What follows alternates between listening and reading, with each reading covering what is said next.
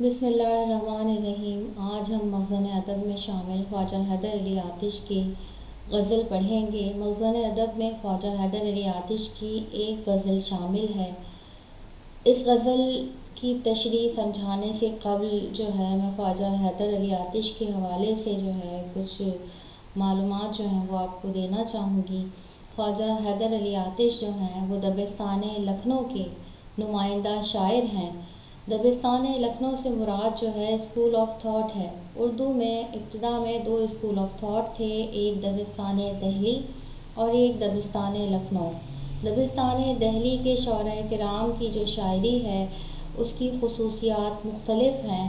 وہ عشق کی شاعری کرتے ہیں، احساس اور جذبے کی شاعری کرتے ہیں، تصوف کے موضوعات کو اپناتے ہیں، جبکہ لکھنؤ کے شعراء کرام وہ حسن کی شاعری کرتے ہیں، محبوب کے ظاہری خد و خال کو بیان کرتے ہیں اور معاملہ بندی اور اس طرح کے موضوعات کو اپنی شاعری کا موضوع بناتے ہیں۔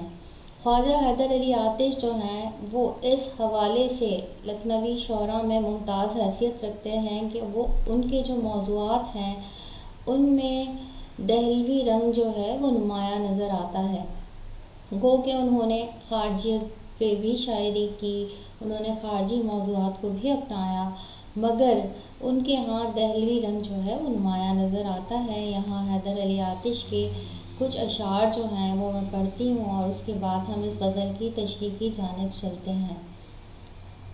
سفر ہے شرط مسافر نواز بہ تیرے، سفر ہے شرط مسافر نواز بہ تیرے، ہزارہا شجر سایہ دار راہ میں ہے۔ اور اس کے علاوہ میری طرح سے مئو مہر بھی ہیں آوارہ، میری طرح سے مئو مہر بھی ہیں آوارہ، کسی حبیب کی یہ بھی ہیں جستجو کرتے۔ بندش الفاظ جڑنے کے نگوں سے کم نہیں، بندش الفاظ جڑنے کے نگوں سے کم نہیں، شاعری بھی کام ہے آتش مرصع ساز کا۔ یہ آرزو تھی تجھے گل کے روبرو کرتے، یہ آرزو تھی تجھے گل کے روبرو کرتے، ہم اور بلبل بے تاب گفتگو کرتے۔ یا پیامبر نہ میسر ہوا تو خوب ہوا، پیامبر نہ میسر ہوا تو خوب ہوا، زبان غیر سے کیا شرح آرزو کرتے۔ تو آتش کے کئی اشعار وہ بے انتہا مقبول ہیں اور آج بھی ہم ان اشعار کا حوالہ دیتے ہیں۔ یہاں نصاب میں شامل مخزن ادب میں جو غزل ہے میں صرف اپنا دائرہ اس کی حد تک محدود رکھوں گی۔ آتش کی غزل کا پہلا شعر ہے، آتش کی غزل کا مطلع ہے۔ مطلع غزل کے پہلے شعر کو کہا جاتا ہے۔ مطلع ہے: وحشت دل نے کیا ہے وہ بیاباں پیدا، سینکڑوں قوس نہیں صورت انساں پیدا۔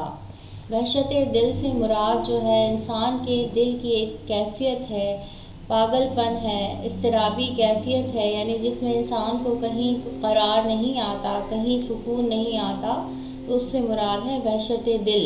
بیابان، بیابان سے مراد صحرا یا ریگستان، یعنی ایک ایسی جگہ جہاں دور دور تک ریت ہی ریت نظر آئے، جہاں نہ پانی ہو اور زندگی کے آثار وہ بھی موجود نہ ہوں۔ سینکڑوں قوس، یعنی قوس سے مراد ہے فاصلہ۔ شاعر کا کہنا ہے کہ میں دل کی ایک ایسی کیفیت میں مبتلا ہوں کہ اس کیفیت کی وجہ سے مجھے پوری دنیا وہ صحرا اور ریگستان کی طرح نظر آتی ہے۔ اس صحرا یا ریگستان میں مجھے دور دور تک کوئی انسان نظر نہیں آتا۔ بعض دفعہ یہ کیفیت انسان کی ہو جاتی ہے اور وہ تمام، یعنی محفل میں بھی اس کو سناٹے کا احساس ہوتا ہے، محفلوں میں بھی ایسا لگتا ہے کہ وہ تنہا ہے اور دور دور تک کوئی انسان موجود نہیں۔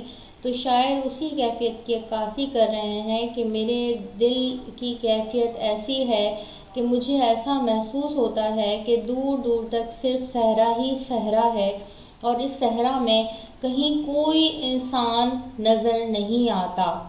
یہ ہو گئی ہمارے پہلے شعر کی تشریح۔ دوسرا شعر ہے: دل کے آئینے میں کر جوہر پنہا پیدا، دل کے آئینے میں کر جوہر پنہا پیدا، در و دیوار سے ہو صورت جانا پیدا۔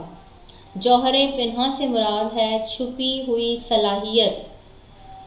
شاعر کا کہنا ہے کہ اپنے دل کے اندر وہ پوشیدہ صلاحیت پیدا کرو، اپنے دل کے اندر وہ چھپی ہوئی صلاحیت پیدا کرو کہ جب تم چاہو تو تمہیں تمہاری نظروں کے سامنے تمہارا محبوب چلتا پھرتا، بولتا اور بات کرتا ہوا دکھائی دے۔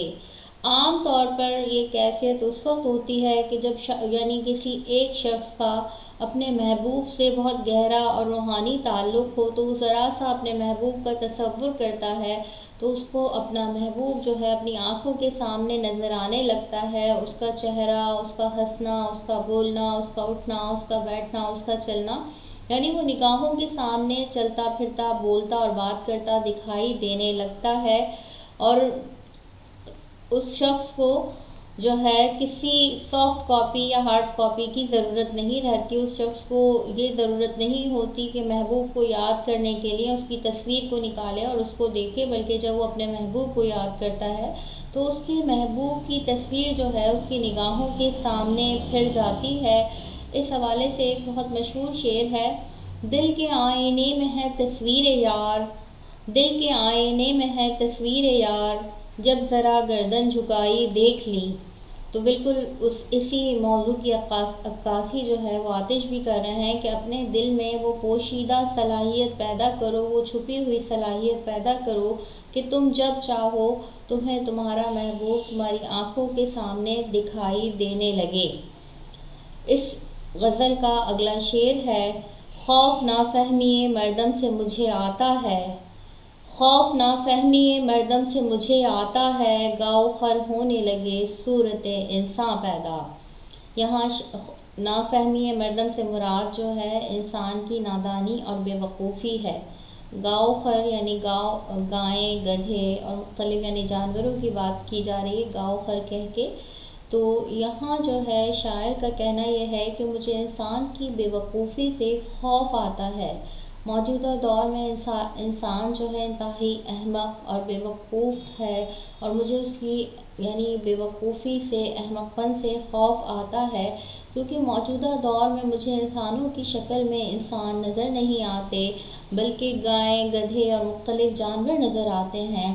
انسان کو اللہ تعالیٰ نے جس مقصد کے لیے حیات دی ہے وہ اپنے مقصد کو بھول چکا ہے، اور وہ گائیں، گدھے اور دوسرے جانوروں جیسی زندگی گزار رہا ہے، اور اس میں وہ جانوروں جیسی خصوصیات پیدا ہو گئی ہیں۔ تو شاعر کا کہنا ہے کہ مجھے انسان کی بے وقوفی سے خوف آتا ہے۔ کیوں خوف آتا ہے؟ اس لیے خوف آتا ہے کہ انسان اپنی پیدائش کے مقصد کو بھول چکا ہے، اور وہ جب اپنے مقصد کو بھول چکا ہے تو پھر یعنی وہ جانوروں جیسی زندگی گزار رہا ہے۔ یعنی شاعر کے ارد گرد جو انسان موجود ہیں وہ انہیں انسانوں کی شکل میں نظر نہیں آتے، بلکہ مختلف جانوروں کی شکل میں نظر آتے ہیں، کیونکہ ان میں وہ جانوروں جیسی خصوصیات موجود ہیں۔ تو یہاں شاعر نے جو ہے سمجھ لیں کہ اپنے دور کی، اپنے زمانے کے لوگوں کی طرف اشارہ کیا ہے اور اس کی عکاسی کی ہے کہ مجھے انسان کی بے وقوفی سے خوف آتا ہے، اور موجودہ دور میں جو ہے انسانوں کی شکل میں گائیں، گدھے اور مختلف جانور جو ہیں وہ پیدا ہو رہے ہیں۔ انسان اپنی پیدائش کے مقصد کو بھول چکا ہے اور وہ جانوروں جیسی زندگی گزار رہا ہے۔ اس غزل کا اگلا شعر ہے: ایک گل ایسا نہیں نہ ہو خزاں جس کی بہار، ایک گل ایسا نہیں نہ ہو خزاں جس کی بہار، کون سے وقت ہوا تھا یہ گلستاں پیدا۔ گل سے مراد پھول ہے، خزاں ایک ایسا موسم کہ جس میں تمام پھول اور پتے جو ہیں وہ مرجھا جاتے ہیں، جھڑ جاتے ہیں باہر، یعنی وہ موسم کہ جس میں تمام درختوں پر پھول کھل جاتے ہیں اور نئے پتے نظر آتے ہیں۔ گلستان سے مراد ہے باغ، لیکن یہاں گل، خزاں، پھول، بہار، ان تمام یعنی جو ہیں لفظوں کو، ان تمام الفاظ کو، ان تمام یعنی لفظوں کو جو ہے شاعر نے دنیا کے لیے استعمال کیا ہے۔ شاعر کا کہنا ہے کہ دنیا میں کوئی بھی پھول ایسا نہیں جو خزاں کے موسم میں کھلا ہوا نظر آئے۔ ٹھیک ہے، شاعر کا کہنا ہے کہ دنیا میں کوئی بھی پھول ایسا نہیں کہ جو خزاں کے موسم میں جو ہے وہ کھلا ہوا نظر آئے، یعنی دنیا میں ہر کام اپنے مقررہ وقت پر انجام پا رہا ہے۔ سورج اپنے وقت پہ طلوع ہوتا ہے، اپنے وقت پہ غروب ہوتا ہے، چاند اپنے وقت پہ نمودار ہوتا ہے، گھٹتا ہے، بڑھتا ہے اور پھر اچانک غائب بھی ہو جاتا ہے۔ زمین اپنے مخصوص نظام کے تحت جو ہے سورج کے گرد جو ہے گردش کر رہی ہے، اور اسی طرح جو ہے موسم اپنے مقررہ وقت پر آتے ہیں اور جاتے ہیں۔ تو شاعر کا کہنا ہے کہ دنیا میں تمام کام جو ہیں وہ اپنے مقررہ وقت پر جو ہے انجام پا رہے ہیں۔ دنیا میں کوئی پھول بھی ایسا نہیں ہے جو خزاں کے موسم میں کھلا ہوا نظر آئے۔ تو اللہ تعالیٰ نے نہ جانے یہ دنیا کس وقت تخلیق کی تھی، کہ جس وقت اللہ تعالیٰ نے اس دنیا کو تخلیق کیا تو اس کا ایک مخصوص نظام بنا دیا، اور وہ مخصوص نظام ایک ایسا نظام ہے کہ جس کے تحت یہ دنیا مسلسل جاری و ساری ہے۔ اس کے یعنی مخصوص نظام الاوقات ہیں اور ہر کام اپنے مقررہ وقت پر انجام پاتا ہے، اور اس وقت سے کوئی چیز آگے پیچھے نہیں ہوتی۔ نہ جانے اللہ تعالیٰ نے کون سے وقت یہ دنیا تخلیق کی تھی اور کس وقت یعنی اس دنیا کا ایک کمپیوٹرائز نظام جو ہے وہ بنایا تھا کہ جس میں ایک لمحے کی بھی تاخیر نہیں ہوتی۔ جو کام جس وقت وقوع پذیر ہونا ہوتا ہے اپنے مقررہ وقت پر انجام پاتا ہے۔ تو شاعر نے جو ہے گل، خزاں، بہار اور گلستان جو ہے ان تمام لفظوں کے ذریعے دنیا کے بننے اور دنیا کے مخصوص نظام الاوقات کی جانب جو ہے وہ اشارہ کیا ہے۔ اس غزل کا آخری شعر ہے: موجد اس کی ہے سیاہ روزی ہماری آتش، موجد اس کی ہے سیاہ روزی ہماری آتش، ہم نہ ہوتے تو نہ ہوتی شب ہجرا پیدا۔ تو موجد سے مراد ہے ایجاد کرنے والی، سیاہ روزی سے مراد ہے بدقسمتی۔ ٹھیک ہے، اب ہماری بدقسمتی کو ایجاد کرنے والی کیا چیز ہے؟ ہماری بدقسمتی کو ایجاد کرنے والی چیز ہمارا ہونا ہے۔ ٹھیک ہے، دنیا میں سارے جھگڑے جو ہیں وہ ہمارے ہونے کے ہیں۔ اگر ہم ہیں تو زندگی میں مسئلے، مسائل، مشکلات، پریشانیاں ہیں۔ اگر ہم ہیں تو عشق اور محبت کے غم ہیں۔ اگر ہم ہیں تو شب ہجرا کا غم ہے۔ اگر ہم ہیں تو محبوب سے جدائی کا غم ہے۔ یعنی دنیا میں تمام چیزیں جو ہیں وہ انسان کے ہونے کی وجہ سے ہیں، چاہے وہ اچھائیاں ہوں چاہے وہ برائیاں ہوں۔ تو شاعر کا کہنا ہے کہ ہماری بدقسمتی کو ایجاد کرنے والی چیز کیا ہے؟ ہمارا ہونا ہے۔ اگر ہم نہیں ہوتے تو نہ ہماری بدقسمتی ہوتی، اگر ہم نہیں ہوتے تو شب ہجرا بھی نہیں ہوتی۔ اس حوالے سے غالب نے کہا تھا: ڈبویا مجھ کو ہونے نے، نہ ہوتا میں تو کیا ہوتا۔ تو وہی بات جو ہے آتش جو ہے وہ کہتے ہوئے نظر آتے ہیں: موجد اس کی ہے سیاہ روزی ہماری آتش، ہم نہ ہوتے تو نہ ہوتی شب ہجراں پیدا۔ تو یہاں یعنی یہ غزل ختم ہو جاتی ہے۔ امید ہے کہ طلباء کو اتنے آسان اور عام فہم الفاظ میں اس کی تشریح جو ہے وہ سمجھ میں آ جائے گی۔ تو انشاءاللہ تعالی مخزن ادب کے اگلے لیکچر کے ساتھ جو ہے میں جلد ہی نئی ویڈیو جو ہے وہ ریکارڈ کروں گی۔ تب تک کے لیے اللہ حافظ۔